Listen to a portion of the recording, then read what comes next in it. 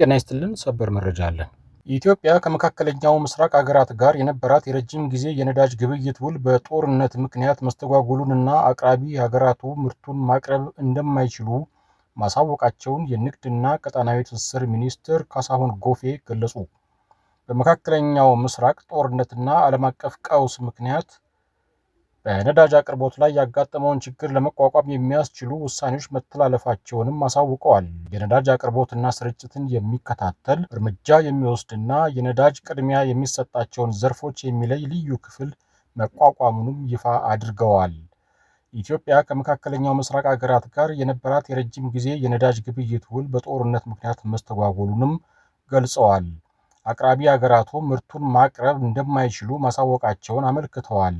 በዚህም ምክንያት በግዢ ሂደት ላይ የነበረ ከ180 ሺህ ሜትሪክ ቶን በላይ ነዳጅ አለመቅረቡን ጠቅሰዋል።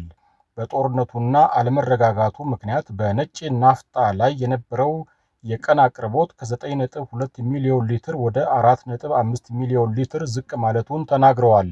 ያጋጠመው የነዳጅ አቅርቦት እጥረትም ለመቋቋም ከዛሬ ጀምሮ ተግባራዊ የሚሆን የቅድሚያ አሰጣጥ ውሳኔ መተላለፉን ይፋ አድርገዋል። በዚህም 1. ነዳጅ የሚያጓጉዙ ተሽከርካሪዎች በማደያ ቅድሚያ እንዲሰጣቸው። 2. ከፍተኛ አምራችና የኤክስፖርት ድርጅቶች በቀጥታ። 3. ልዩ ትኩረት የሚሹ የመንግስትና የግል ፕሮጀክቶች በቀጥታ። 4. የገቢና ወጪ ንግድን ጨምሮ መሰረታዊ የፍጆታ ምርቶችን የሚያጓጉዙ ተሽከርካሪዎች። 5. ግብርናን የሚያዘምኑ ትራክተሮች። 6. የከተማና ሀገር አቀፍ የብዙሃን ትራንስፖርት ተሽከርካሪዎች። 7. በናፍጣ የሚሰሩ የህዝብ ማመላለሻ ተሽከርካሪዎች ነዳጅን በቅድሚያ እንዲያገኙ ተብሏል። ከዚህ ውጭ የሚደረግ የነዳጅ ስርጭት ተገቢ ባለመሆኑ እርምጃ ይወሰዳል ሲሉ አስጠንቅቀዋል።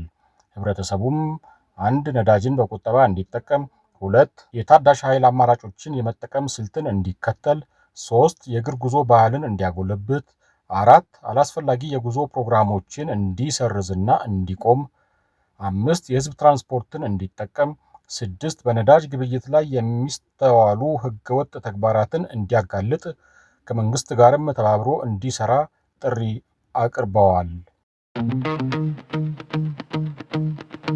ቀጥሎ ወደ ሌሎች ዜናዎቻችን እናልፋለን። በቅድሚያም የአዲስ አበባ ገቢዎች ቢሮ የአዲስ አበባ ገቢዎች ቢሮ በስራ ሰዓት የግል ስልክ መጠቀምን ከለከለ። የአዲስ አበባ ከተማ አስተዳደር ገቢዎች ቢሮ የአገልግሎት አሰጣጥ ጥራትን ለማሻሻልና የግብር ከፋዮችን እርካታ ለማረጋገጥ አዲስ መመሪያ አወጣ። ከመጋቢት 21 ቀን 2018 ዓ.ም ጀምሮ ማንኛውም የቢሮ ሰራተኛ በመደበኛ የስራ ሰዓት የግል የእጅ ስልክ መጠቀም በጥብቅ የተከለከለ መሆኑን ቢሮ አስታውቋል። ይህ ውሳኔ የተላለፈው ከ7000 በላይ ከሚሆኑ የዋና መስሪያ ቤትና የቅርንጫፍ ጽህፈት ቤት ሰራተኞች ጋር በተደረገ ውይይት ሲሆን አገልግሎት ፈላጊን አስቀምጦ የግል ስልክ መጠቀም ለአገልግሎት መጓተት ዋነኛ ምክንያት መሆኑን በመታመኑ ነው። ሰራተኞች ለስራ የተመደቡ ኮምፒውተሮችን ለግል ጉዳይ እንዳያውሉ የተከለከለ ሲሆን ማንኛውም ግብር ከፋይ ያለ አድልዎና በቅንነት የማገልገል ግዴታ ተጥሎባቸዋል። በመድረኩ የተገኙ ሰራተኞች የስልክ አጠቃቀም በአገልግሎት ላይ የሚያሳድረውን ተጽዕኖ በመረዳት መመሪያውን ተግባራዊ ለማድረግ ዝግጁ መሆናቸውን ገልጸዋል። ይህ እርምጃ በመንግስት ተቋማት ዘንድ የሚታየውን የመልካም አስተዳደር እክል ለመቅረፍና ተገልጋይን ለማርካት የሚደረገው የሪፎርም ስራ አካል መሆኑ ተመላክቷል። የአዲስ አበባ ንግድ ቢሮም ከሰሞኑ ሰራተኞቹ በስራ ሰዓት ስልክ እንዳይጠቀሙ የሚከለክል መመሪያ ማውጣቱ አይዘነጋም። ኢትዮጵያ በሱዳን ጉዳይ ጣልቃ በመግባት ለምትተቸው ዩናይትድ አረብ ኤሚሬትስ ቀጠናውን በማረጋጋት ዘንድ ከፍተኛ ሚና እየተጫወተች ትገኛለች ስትል አወደሰች። የተባበሩት አረብ ኤሚሬቶች በሱዳን እየተካሄደ ባለው ግጭት ውስጥ ባላት ተሳትፎ ሳቢያ ዓለም አቀፍ ትኩረትና ትችት እየገጠማት ቢሆንም ኢትዮጵያ አገሪቱ በቀጠናዊ ጸጥታና መረጋጋት ላይ ለምታበረክተው ሚና አድናቆቷን ገልጻለች።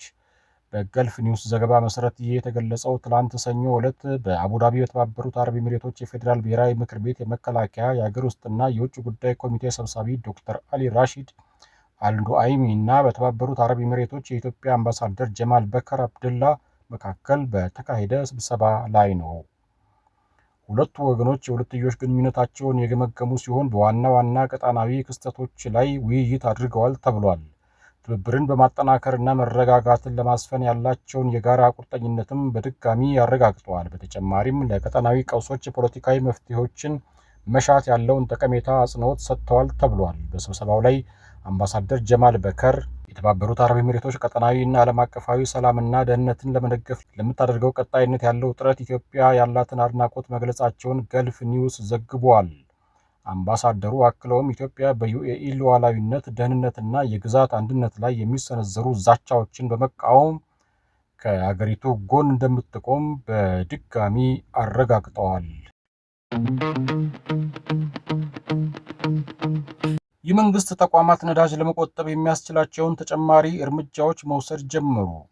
መንግስታዊው ኢትዮ ኢንጂነሪንግ ግሩፕ ነዳጅ ለመቆጠብ ሲል የሰራተኞች ስብሰባ በበይነ መረብ እንዲሆንና ሰራተኞቹ ወደ ተለያዩ የፕሮጀክት ቦታዎች ሲጓዙ ትራንስፖርት በጋራ እንዲጠቀሙ መመሪያ ያስተላለፈ ሲሆን ከመደበኛ የሥራ ቀናት ውጪ ልዩ ተልዕኮ ካላቸውና ከበላይ ኃላፊው በስተቀር ተሽከርካሪዎች እንዳይንቀሳቀሱም አግዷል።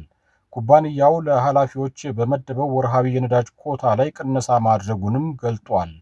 ሆኖም ኩባንያው ሰራተኞቹ ተገደው ፈቃድ እንዲወጡ አድርጓል በማለት አንዳንድ የዜና ምንጮች ያሰራጩት መረጃ ከእውነት የራቀ መሆኑን ገልጧል። ቀደም ሲልም በርካታ የመንግስት መስሪያ ቤቶች የነዳጅ እጥረት በፈጠረው የትራንስፖርት ችግር ሳቢያ እጅግ አስፈላጊ ላልሆኑ ሰራተኞቻቸው የዓመት ፈቃድ መስጠት መጀመራቸውን ሪፖርተር መዘገቡ ይታወሳል። ይህንኑ መመሪያ መንግስት ለሲቪል ሰርቪስ መስሪያ ቤቶችና ለመንግስት የልማት ድርጅቶች ካስተላለፈው የውስጥ ማስታወሻ መመልከቱን ጋዜጣው ጠቅሷል። ሰሞኑን አዲስ አበባ ውስጥ በርካታ አሽከርካሪዎች ነዳጅ ለማግኘት በማደያዎች ላይ ተሰልፈው ለማደር ተገደዋል። ኢትዮጵያ አብዛኛውን ነዳጅ ፍጆታዋን የምታገኘው ከባሕረ ሰላጤው ሀገራት ሲሆን ኢራን የዓለም 20 በመቶ ነዳጅ የሚተላለፍበትን ሆርሙዝ ሰርጥ ሙሉ በሙሉ መዝጋቷን ተከትሎ በዓለም ዙሪያ ከፍተኛ የነዳጅ እጥረት ተከስቷል። ባቤል መንደብ እንደ ሆርሙዝ ሁሉ የመዘጋት ዕጣ ፈንታ እንደተጋረጠበት ተሰማ። የዓለም የነዳጅ ማስተላለፊያ መስመር የሆነው የሆርሙዝ ሰርጥ የመከፈት ተስፋ እየመነመነ ባለበት በዚህ ወቅት ሌላኛው ወሳኝ መተላለፊያ ባቤል መንደብ የመዘጋት አደጋ ተጋርጦበታል። በአሁኑ ወቅት መካከለኛው ምስራቅ በአስፈሪ የጦርነት ድባብ ውስጥ የሚገኝ ሲሆን የቀጣናው ውጥረት ወደ ዓለም አቀፍ ቀውስ ሊያመራ የሚችልበት ደረጃ ላይ ደርሷል።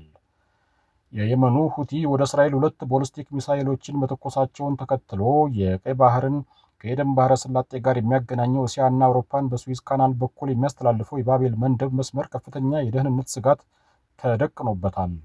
እስራኤል እና አሜሪካ ለሁቲዎች ጥቃት አጸፋዊ እርምጃ የሚወስዱ ከሆነ ቀይ ባህር የጦርነት ቀጣና የመሆን እድሉ ሰፊ እንደሚሆን ተገምቷል። በሌላ በኩል ኢራን በሰጠችው ጠንካራ ማስጠንቀቂያ የአሜሪካና የእስራኤል ጥቃት ከቀጠለ ዓለም አቀፍ የኢንተርኔት ግንኙነትን የሚሸከሙ የባህር ውስጥ ኬብሎችን ልቆርጥ እችላለሁ ስትል ዛቻ ሰንዝራለች። እነዚህ የፋይበር ኦፕቲክስ ኬብሎች በአውሮፓና በእስያ መካከል ያለውን 90 በመቶ የኢንተርኔት ዳታ የሚያስተላልፉ በመሆናቸው ዛቻው እውን ከሆነ ዓለም በዲጂታል ጨለማ ውስጥ ልትወድቅ ትችላለች ተብሎ ተሰግቷል። ጦርነቱ እየተባባሰ በሄድበት በዚህ ወቅት የነዳጅ ዋጋ በከፍተኛ ደረጃ እየጨመረ ይገኛል። በዚህም ምክንያት የተለያዩ ሀገራት ሰራተኞቻቸው ከቤት ሆነው እንዲሰሩ እያዘዙ ሲሆን በኢትዮጵያም በነዳጅ ማደያዎች ረጅም ሰልፎች እየታዩና መስሪያ ቤቶች ለሰራተኞቻቸው የሚሰጡትን የትራንስፖርት አገልግሎት እያጠፉ መሆኑ ተነግሯል። ግጭቱ ከየብስና ከባህር ባለፈ ወደ መሰረተ ልማት ጦርነት ተሸጋግሯል። የኢራን ኤነርጂ ሚኒስቴር እንዳስታወቀው በአሜሪካና እስራኤል ጥቃት የሀገሪቱ የኤሌክትሪክ መሰረተ ልማቶች በመመታታቸው ዋና ከተማ ቴህራንን ጨምሮ በርካታ ከተሞች በጨለማ ተውጠዋል። በምላሹም እስራኤል የኬሚካልና ሌሎች ፋብሪካዎቿ በኢራን እንደተመቱባት አስታውቃለች። ዋሽንግተን ፖስት እንደዘገበው ፔንታጎን እስከ 10,000 የሚደርሱ ወታደሮችን የሚያሳትፍ የምድር ላይ ዘመቻ በኢራን ውስጥ ለማካሄድ እቅድ እያዘጋጀ ነው። ምንም እንኳን ፕሬዚዳንት ዶናልድ ትራምፕ የመጨረሻውን ትዕዛዝ ባያስተላልፉም የኢራን ጦር ኃይሎች ቃል አቀባይ የአሜሪካ ወታደሮች ለፋርስ ባህረ ሰላጤ ሻርኮች ሲሳይ ይሆናሉ ሲሉ በጠንካራ ቃላት ምላሽ ሰጥተዋል። ሌሎች የኢራን ባለስልጣናትም የአሜሪካ እግረኛ ሰራዊት የኢራንን መሬት ከረገጠ የመልስ ጉዟቸው በሬሳ ሳጥን ይሆናል በማለት ዝተዋል። የዓለም አቀፍ የንግድ መረጃዎች እንደሚያሳዩት የዓለም 12 በመቶን የነዳጅ ጭነት በዚህ ጠባብ የባህር ወሽመጥ በኩል ያልፋል። የኢኮኖሚ ባለሙያዎች እንደሚሉት ከሆነ በዚህ መስመር ላይ የሚፈጠር ማንኛውም መስተጓጎል የነዳጅ ዋጋን ሰማይ ከማድረሱም በላይ በዓለም አቀፍ የንግድ ሰንሰለት ላይ የማይጠገን ጉዳት ያደርሳል።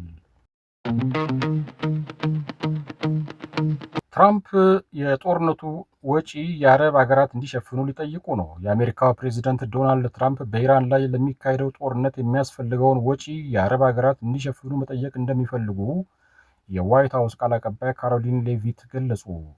ፕሬዚዳንቱ ይህን ሀሳብ ያመጡት ለጦርነቱ ተጨማሪ $200 ቢሊዮን እንዲፈቀድላቸው ያቀረቡት ጥያቄ በአሜሪካ ኮንግረስ ውስጥ ከዲሞክራቶችና ከአንዳንድ ሪፐብሊካኖች ጭምር ከፍተኛ ተቃውሞ እየገጠመው ባለበት ወቅት ነው። እስካሁን ባለው መረጃ የኢራን ጦርነት በመጀመሪያዎቹ 6 ቀናት ብቻ ከ11 ቢሊዮን በላይ ወጪ ያስወጣ ሲሆን ይህም በአሰቃቂዎቹ የኢራቅና የአፍጋኒስታን ጦርነቶች በኋላ ውድ የሆነ ግጭት ሊሆን እንደሚችል ተገምቷል። በሌላም በኩል ፕሬዚዳንት ትራምፕ በኢራን ካለው ምክንያታዊ ከሆነ መንግስት ጋር ጦርነቱን ለማቆም ድርድር እያደረጉ መሆኑን ቢገልጹም ለቴህራን የሚያስተላልፉትን ጠንካራ ማስጠንቀቂያ ግን ቀጥለዋል። ትራምፕ በማህበራዊ ገጽ ባሰፈሩት መልእክት የሆርሙዝ ወሽመጥ በአስቸኳይ ለንግድ ክፍት ካልሆነና ስምምነት ላይ ካልተደረሰ የአሜሪካ ጦር የኢራንን የኤሌክትሪክ ኃይል ማመንጫዎች፣ የነዳጅ ጉድጓዶች፣ የካርግ ደሴትንና የጨው ውሃን ወደ ንጹህ ውሃ የሚቀይሩ ተቋማትን ሙሉ በሙሉ በማውደም ጦርነቱን እንደሚደመድሙ ዝተዋል። ፕሬዚዳንቱ በኃይል ተቋማት ላይ የሚሰነዘረውን ጥቃት እስከ ሚያዝያ 6 ለ10 ቀናት ማቆማቸውን ባለፈው ሳምንት አስታውቀው ነበር። ከዚሁ ጋር ተያይዞ አሜሪካ ተጨማሪ ወታደሮችን ወደ ቀጠናው እየላከች መሆኗን የገለጸው የኢራን ፓርላማ ዋሽንግተን በአንድ በኩል ስለ ድርድር መልእክት እየላከች፣ በሌላ በኩል ግን የምድር ወረራ እያቀደች ነው ሲል ከሷል። ዎል ስትሪት ጆርናል እንደዘገበው ከሆነ ትራምፕ የሆርሙዝ ወሽመጥ እንደተዘጋም ቢሆን ወታደራዊ ዘመቻቸውን ለማቆም ፍላጎት እንዳላቸው ለረዳቶቻቸው ነግረዋቸዋል። በዚህ እቅድ መሰረት ወሽመጡን የመክፈቱን ውስብስብ ስራ ለአውሮፓና ለባህረ ሰላጤው አጋሮቻቸው በመተው እነርሱ ግንባር ቀደም ሚና እንዲጫወቱ ግፊት ማድረግ ማሰባቸው ተመላክቷል። የባህረ ሰላጤው ሀገራት ትራምፕ በኢራን ላይ የጀመሩትን ጦርነት እንዲገፉበት እየወተወቱ ነው። እንደ ኤፒ ዘገባ ከሆነ ሳውዲ አረቢያ፣ የተባበሩት አረብ ኤሚሬትስ እና ሌሎች የባህረ ሰላጤው ሀገሮች የኢራን አገዛዝ ገና በሚፈለገው ልክ አልተዳከመም በሚል ትራምፕ በኢራን ላይ የሚወሰደውን እርምጃ አጠናክረው እንዲቀጥሉ በምስጢር እየጠየቁ ይገኛሉ። የተባበሩት አረብ ኤሚሬትስ ከሁሉም በበለጠ ጠንከር ያለ አቋም በመያዝ አልፎ ተርፎም የምድር ወረራ እንዲካሄድ ፍላጎት እንዳላት ሲነገር፣ በተቃራኒው ኦማንና ኳታር ዲፕሎማሲያዊ መፍትሄ ቅድሚያ እንዲሰጥ ይሻሉ። የሳውዲ ባለስልጣናት አሁን ላይ ጦርነቱን ማቆም ጥሩ ስምምነት ሊያስገኝ እንደማይችል በጽኑ ያምናሉ። ኤሚሬትስ ባወጣችው ጠንከር ያለ መግለጫ በባሊስቲክ ሚሳኤል ቤቶችን የሚደበድብ የኢራን መንግስት ከእንግዲህ በቀጠናው ተቀባይነት የለውም፣ ይህ ድርጊት ዳግም ላለመከሰቱ ዋስትና እንፈልጋለን ስትል አቋሟን አስታውቃለች። የባህረ ሰላጤው ሀገራት ማንኛውም አይነት ስምምነት ከመደረጉ በፊት የኢራን የኒውክሌር እና የሚሳኤል ፕሮግራም ሙሉ በሙሉ እንዲገታ እንዲሁም ወደፊት የሆርሙዝ ወሽመጥን የመዝጋት ስጋት ለአንዴና ለመጨረሻ ጊዜ እንዲወገድ ይፈልጋሉ። ለዕለቱ ከገንዘብ ሚዲያ የተዘጋጁት መረጃዎች እነዚህን ይመስላሉ። በሌሎች ዝግጅቶች ተመልሰን እንመጣለን። ሰብስክራይብ፣ ላይክ፣ ሼር አድርጉ። አስተያየትም ጻፉልን። በሰላም ቆዩን።